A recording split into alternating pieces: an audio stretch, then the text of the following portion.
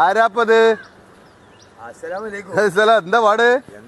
ഞാൻ വെറുതെ ഇങ്ങനെ എന്ത് നോക്കുമ്പോഴുണ്ടല്ലോ ഇവിടെ ഇങ്ങനെ ഏക്കറ്റ് തൊള്ളി നോക്കി കുത്തിറക്കണം. എന്താ എന്റെ പരിപാടി?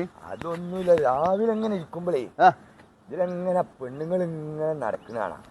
അതാ ഇരുട്ടുവെക്കാല കറുത്ത തുണി കുപ്പായം കൂടിയല്ലേ.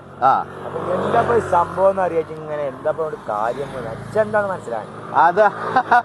അത് ശരിയാ. രാവിലെ സുബീക വെള്ളിക്കല്ല, അത് ഈ യോഗ എന്ന് പറഞ്ഞിട്ട് ഇപ്പൊ ഒരു സംഭവം തുടങ്ങിയിട്ടുണ്ട്. ആ യോഗക്ക് പോണ്ടാണ്. യോഗ എവിടെയാണ് നടത്തുന്നത്? അത് ഓരോരോ ഗ്രൗണ്ടില് ഓരോരോ കൂട്ടായിട്ട് ഇങ്ങനെ നടത്തുന്ന ഒരു പരിപാടിയാണ്, ഒരു എക്സസൈസാ.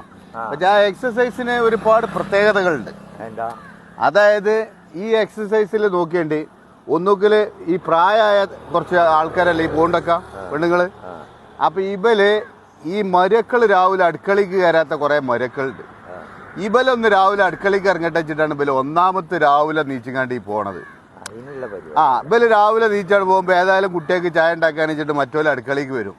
ഓലൊന്ന് അടുക്കളയ്ക്ക് ഇറങ്ങട്ടെ എന്നുള്ള വാശിക്കാണ് ഇവലെ പോക്ക്. അതേമാതിരി മരോളെ കെട്ടിക്കൊടുന്ന് അന്ന് വലിച്ച് പിന്നെ അടുക്കള ഭാഗത്തേക്ക് നീച്ചു വരാത്ത അമ്മായിമാരുണ്ട്.